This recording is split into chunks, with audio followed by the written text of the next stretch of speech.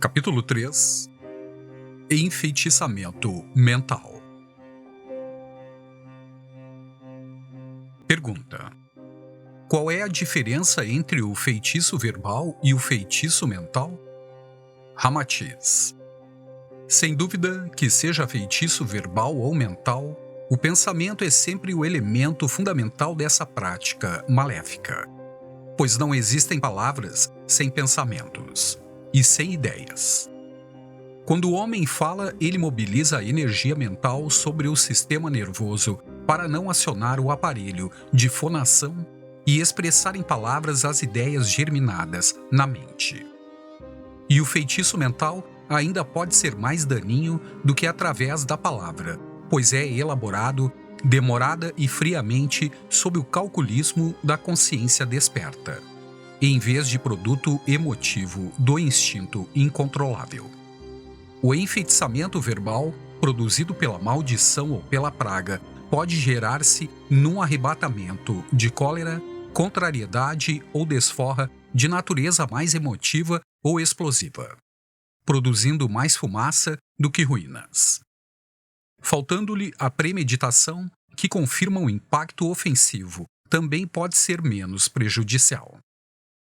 Pergunta: quais são os motivos que tornam o feitiço mental mais ofensivo do que o enfeitiçamento verbal? Ramatiz: o feitiço mental quase sempre é fruto do ciúme, do amor próprio, da frustração, vingança e humilhação, pois germina e cresce no silêncio enfermiço da alma e sob a consciência desperta do seu autor. O feitiço mental pode ser mais grave do que o feitiço verbal, porque fecunda-se na covardia silenciosa e ignorada do mundo profano. Quem amaldiçoa ou roga pragas assume em público a responsabilidade de sua desforra intempestiva. Mas o que enfeitiça pela mente resguarda-se no anonimato hipócrita e ainda continua a gozar de bom conceito público. Pergunta: qual é o processo ou mecanismo que faz o pensamento ferir a distância, movido por um veemente desejo de vingança?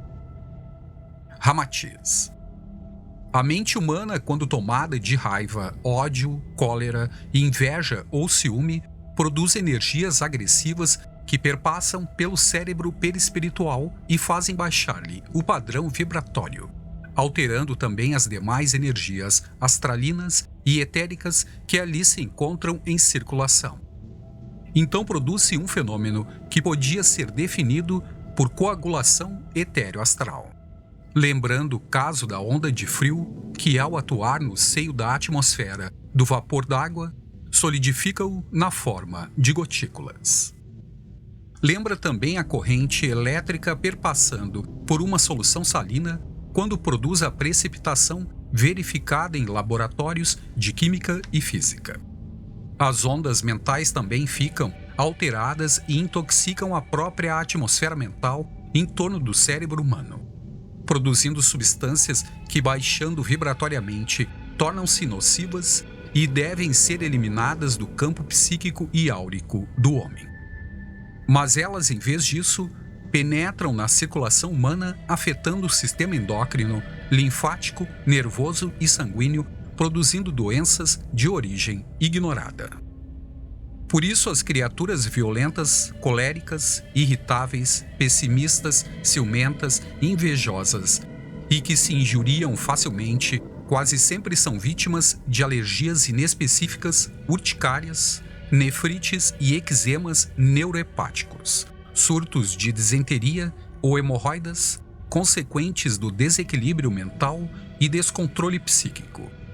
Nota: os tipos de eczemas são mais curáveis pela homeopatia e até por benzimentos, por causa de sua origem mais psíquica, geralmente afetando pessoas facilmente encolerizáveis. Entre os produtos homeopáticos para o tratamento de eczemas figuram Grafitex Rus Tox, Anacardium, Petroleum e outros.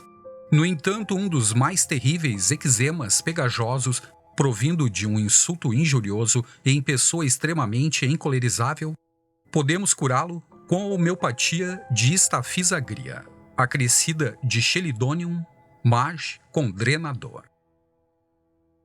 Os hipocondríacos, por exemplo, são criaturas que vivem presas a infeliz círculo vicioso. Elas alteram-se perturbando o psiquismo. E quando este desarmoniza, então adoece o fígado. Da mesma forma, as ondas mentais, astralinas e etéricas viajam pelo mundo oculto até a pessoa objetivada, no seu impacto enfeitiçante, e penetram-lhe na fisiologia do corpo, provocando enfermidades. Pergunta: qual é a definição mais clara do pensamento? Ramatiz: o pensamento é uma vibração da mente. Ainda é matéria, embora sutilíssima, que provoca a ruína de outrem quando lançado sob o impacto tóxico da mente vingativa. É um fenômeno análogo ao da luz, pois se propaga em ondas as quais vão se enfraquecendo à medida que aumenta a distância que percorrem. Mas o pensamento é muitíssimo superior ao fenômeno da luz, porque ele é uma vibração de matéria mais quintessenciada e a sua produção exige múltiplos fenômenos fisiológicos do corpo humano. Aliás, a contenção cerebral exigida pela função de pensar faz afluir para o cérebro maior volume de sangue. Os médicos provam isso atualmente com uma pessoa deitada numa balança, pois esta inclina-se para baixo assim que se processa a atividade da pessoa pensar.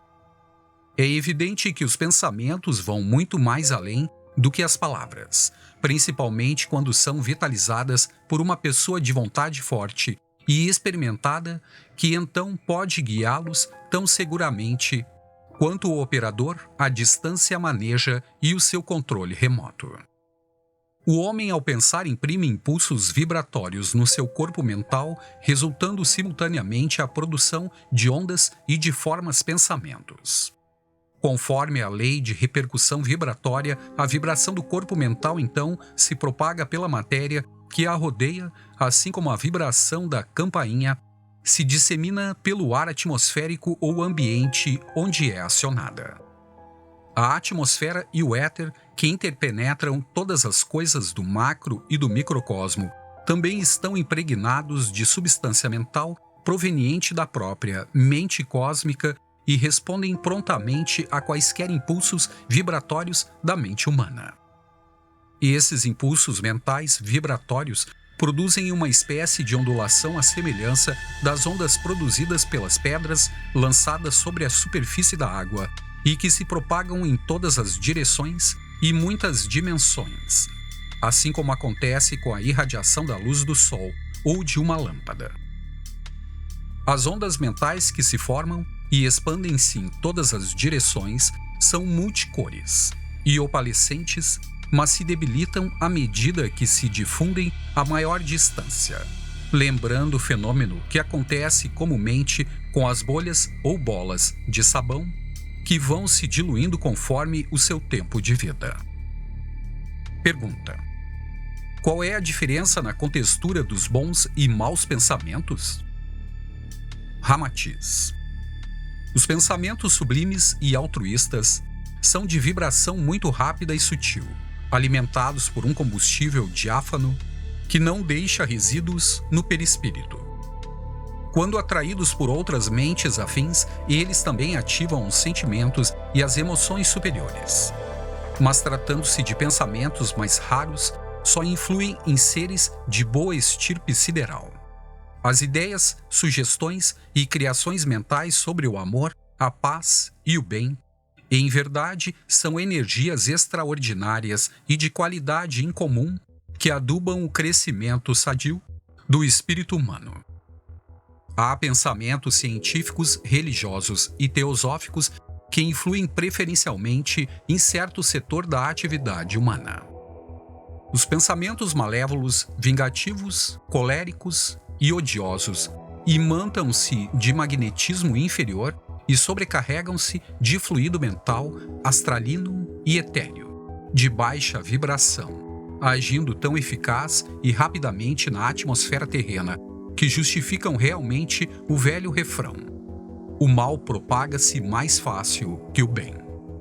Enquanto a energia diáfana, utilizada pelos bons pensamentos, volitiza-se do perispírito absorvida pelo éter superior, a substância mental e astralina necessária para sustentar e mover os pensamentos daninhos e pecaminosos adere fortemente à vestimenta perispiritual, formando escórias que mais tarde produzem sofrimento ao serem drenadas para a carne ou desintegradas nos charcos terapêuticos do astral inferior.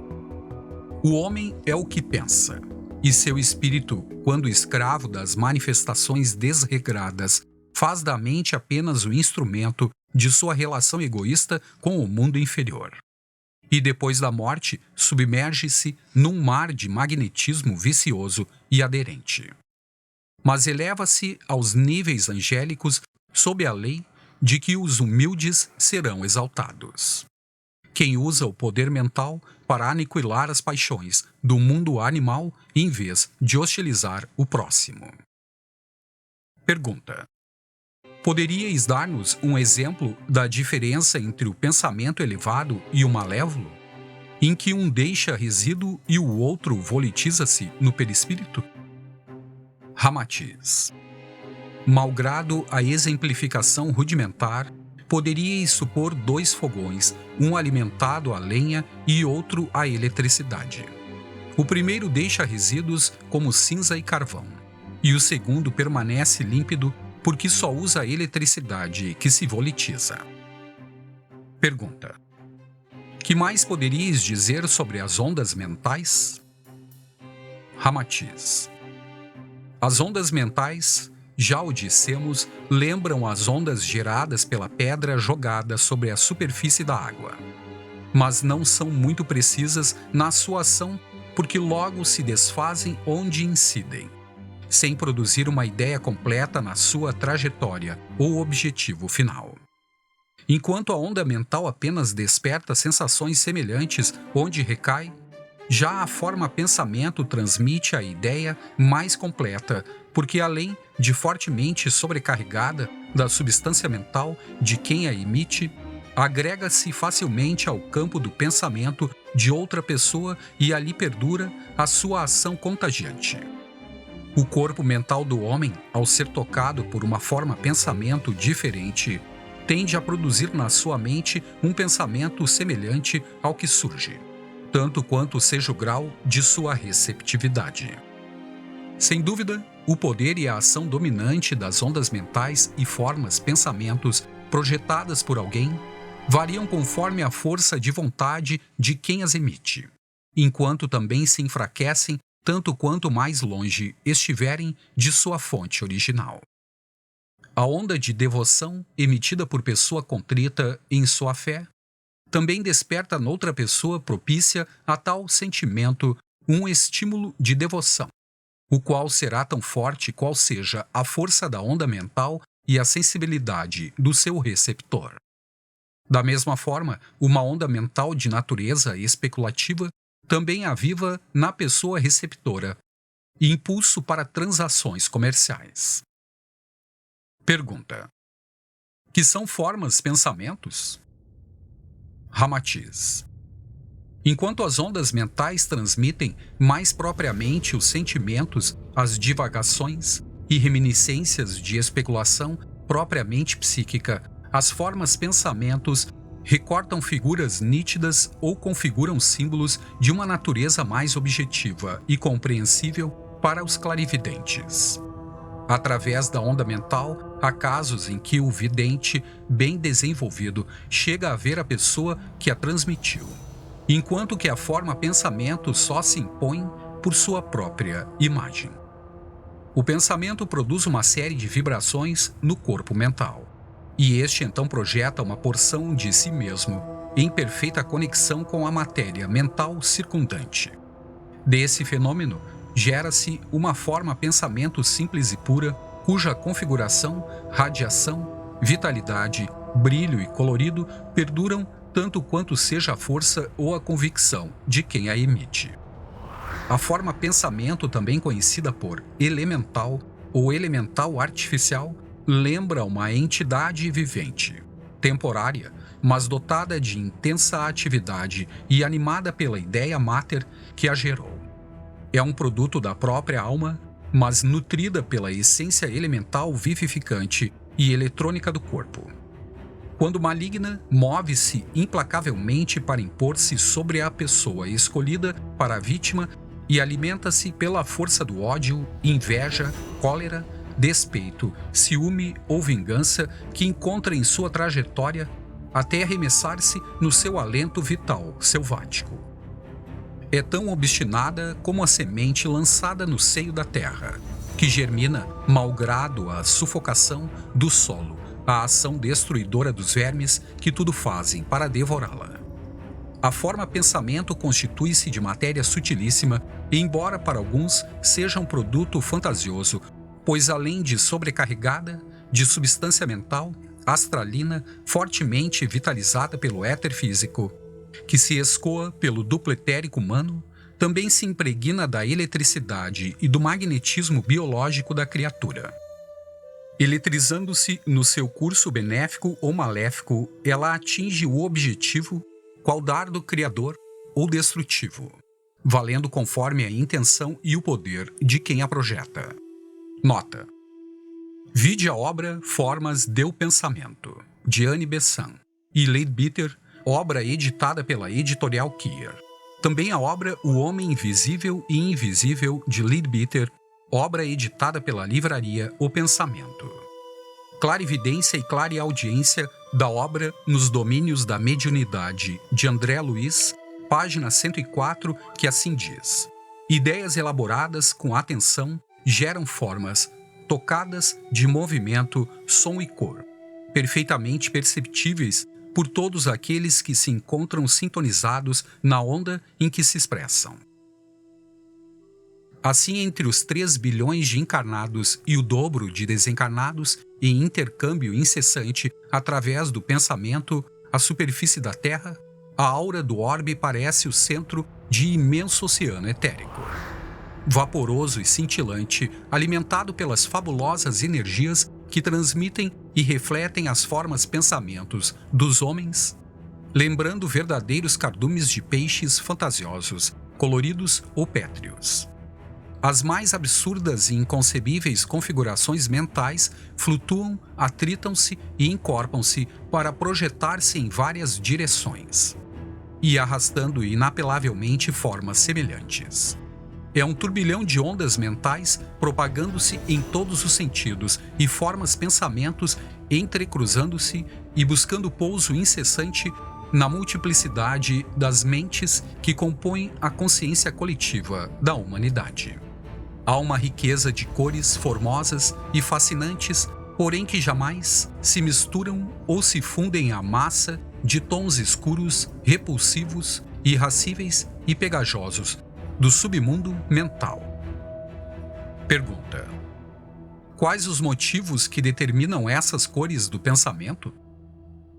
Ramatiz: de conformidade com as leis transcendentais que regem o mundo mental, a qualidade do pensamento determina-lhe a cor, a natureza do pensamento compõe-lhe a forma, e a precisão do pensamento determina-lhe a configuração exata. As cores do pensamento são fundamentais e jamais desmentem a sua cromosofia peculiar, isto é, o pensamento de amor ou de paz, de ódio ou de guerra. Possui sempre a mesma tonalidade colorida, que seja produzido por um europeu, asiático, africano ou latino. Isso acontece porque a mente divina, em qualquer latitude cósmica do espaço, fundamenta a mesma cor do pensamento e interpenetra todos os interstícios da mente humana. Os pensamentos, além de nutridos pela substância mental, também impregnam-se do fluido astralino, que no momento nutre sentimentos semelhantes. Assim, em qualquer ponto do universo, a cor clara e límpida sempre decora os pensamentos de amor puro. O branco prateado fundamenta os sentimentos messiânicos. O azul celeste identifica a elevada emoção religiosa, enquanto o esforço mental para produzir raciocínios elevados e benfeitores à humanidade sempre ressalta um formoso matiz amarelo e de ouro chispante, que é a cor do intelecto sublimado. As formas pensamentos sublimes e benfeitoras são sempre límpidas, translúcidas e formosas, enquanto as formas pensamentos, produtos da mente subvertida e alimentadas pelas energias inferiores, mostram-se obscuras, pétreas e oleosas. Infelizmente, devido à graduação primária da humanidade terrena, em geral, ainda predominam na aura humana as cores escuras, viscosas e densas, como resultantes de pensamentos nebulosos e próprios das mentes mal desenvolvidas. Pergunta: em face da complexidade do assunto, poderíeis dizer-nos como se constituem as formas pensamentos? Ramatiz: quando um homem pensa num objeto concreto, como uma casa, um livro, um pássaro ou paisagem, ele também constrói uma diminuta imagem de tal objeto na substância de sua mente ou corpo mental. Assim, quando o pintor, o cientista ou o escultor imaginam alguma criação para o futuro, eles projetam para além de si a forma pensamento do que pretendem criar no mundo exterior da matéria. Sob a lei de afinidade e correspondência vibratória, essas formas pensamentos vagueiam até encontrar um campo mental semelhante e então passam a atuar com insistência até incorporar outras formas pensamentos afins. Daí os acontecimentos desairosos, que por vezes acontecem na Terra quando certas descobertas ou invenções surgem simultaneamente em mais de um cérebro humano, dando aso a mútuas censuras de plágios. O novelista, o poeta e o escritor não só criam os seus personagens quando eles os imaginam, como ainda os impregnam de sua força e vivência mental. Depois os movimentam em suas obras como bonecos vivos, comandando-os pela mente criadora a seu bel prazer, daqui para ali. Embora se trate de imagens ou personagens criados mentalmente de existência física fictícia e podendo durar muito pouco tempo, no campo espacial da mente do orbe, eles ficam sob a dependência do potencial da matéria mental de quem os criou. As imagens ou formas pensamentos criadas pelos homens às vezes são tão vigorosas e perfeitas que em certos trabalhos espiritistas, umbandistas ou esotéricos, onde o ambiente mental e psíquico se torna hipersensível, os videntes mal desenvolvidos chegam a confundi-los como espíritos desencarnados, o que não passa de um fenômeno de ideoplastia mental. Nota: assim são as histórias de Branca de Neve e os Sete Anões, o Chapeuzinho Vermelho, o Gato de Botas, Pinóquio, Cinderela e outras que fizeram as delícias de nossa infância, cujos personagens ainda permanecem em nossa mente como criações vivas e indestrutíveis. Vide o capítulo Vidência Ideoplástica da obra Mediunismo de Ramatiz. Em trabalhos de hipnotismo é possível conduzir-se o sujeito a ver numa folha de papel as formas pensamentos criadas simultaneamente pelo hipnotizador e que então lhes parecem objetos físicos e reais. Há personagens criados pelos seus autores sob tal vitalidade e incessante nutrição mental que permanecem na esfera da vida de todos os povos e destes ainda recebem mais alimento mental, espantando certos espíritos recém-desencarnados que ficam boquiabertos, revendo vivos no espaço os personagens de um mundo de fadas. Pergunta: como se explica que os pensamentos lançados para além do indivíduo que os produz ainda possam causar-lhe influência pessoal? Ramatiz: lembramo-vos que no estado presente de evolução humana, a maioria dos pensamentos dos homens ainda estão centralizados neles mesmos, porque são fundamentalmente egoístas e só circulam em torno dos seus próprios autores ou pensadores, formando-lhes uma espécie de couraça ao redor do seu corpo mental.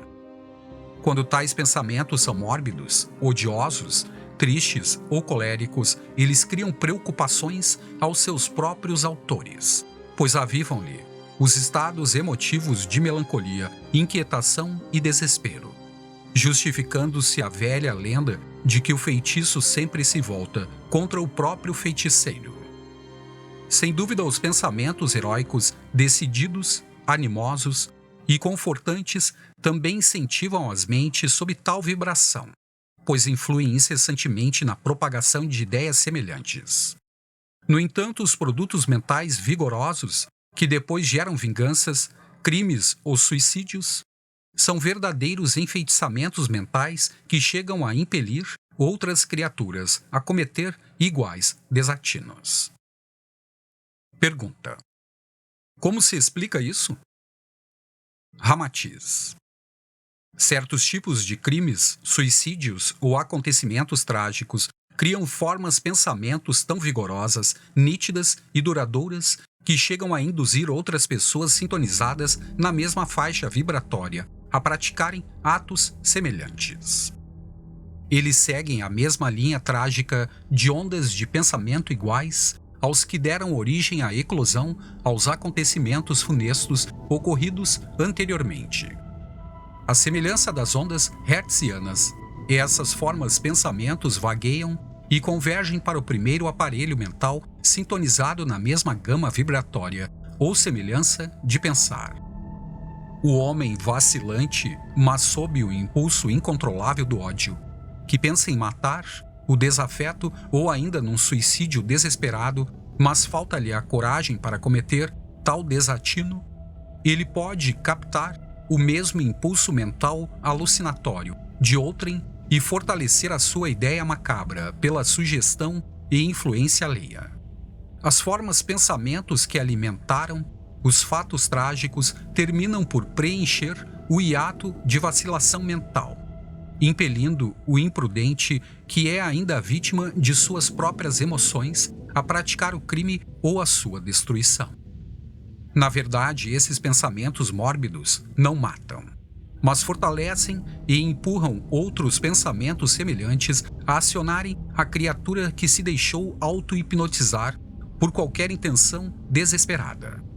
Nota: em Curitiba, além de outras observações pessoais, verificamos que no prazo de 49 dias, que os ocultistas consideraram astrologicamente perigoso para a eclosão de acontecimentos semelhantes e trágicos, ocorreram os seguintes fatos de características extraordinariamente semelhantes: 3 suicídios de pessoas que se atiraram de sacadas, mas antes haviam tentado suicídio e falhado. 3 mortes de jovens vítimas da estúpida roleta russa. 3 mortes apauladas e 3 esposas frustradas na tentativa de matarem os maridos. Pergunta: essas pensamentos podem durar muito tempo? Ramatiz: a existência da pensamento depende principalmente da vitalidade mental ali acumulada e da força de impulsão de quem lhe deu origem. Há pensamentos que têm a duração de uma bolha de sabão, enquanto outras persistem meses, renovando-se mentalmente e continuamente pela adesão ou incorporação de outras pensamentos semelhantes. Atualmente, já não se opõe dúvida de que os pensamentos são elementos tão poderosos como é a luz, o calor, a eletricidade e outras manifestações de energias mais inferiores. No futuro, tal qual acontece noutros planetas de vida humana superior, as criaturas serão educadas de modo a utilizar-se do pensamento, assim como hoje ensina-se nas escolas as crianças a bem se utilizarem das mãos. O pensamento usado inconsciente e totalmente é arma que se volta contra o seu próprio autor, pois ele é realmente força que germina, condensa-se e revigora-se, retornando à fonte de que é lançado. Assim, o pensamento do amor sobre a criatura que nos tem feito mal é como um refrigério que lhe cai na mente, apaziguando-lhe a raiva, o desespero e ajudando-a à sensibilização espiritual superior. Mas a energia mental dosada pelo ódio é como a ave feroz que voa no ímpeto destrutivo. A força do pensamento e o vigor da emoção também determina a forma mental e o seu tempo de vida, como uma entidade separada do ser. Mas deforma-se numa configuração instável e sem qualquer tom de beleza, manifestando-se como nódoas quando interpretam desejos, paixões e emoções predominantes do mundo animal. Pergunta: os encarnados poderiam ver os pensamentos? Ramatiz: há médiuns e ocultistas bem desenvolvidos ou clarividentes inatos que podem ver os pensamentos, outros sentem e no futuro a ciência poderá pesar e identificar os pensamentos através de instrumentação de elevada precisão. O pensamento é tão real como o ar que nos rodeia a vida material. Comumente, a sua forma sutil, invisível e de aparência nebulosa lembra um vapor d'água que varia na cor, densidade e na sua conformação característica em perfeita sincronia com o temperamento e o poder do homem que pensa.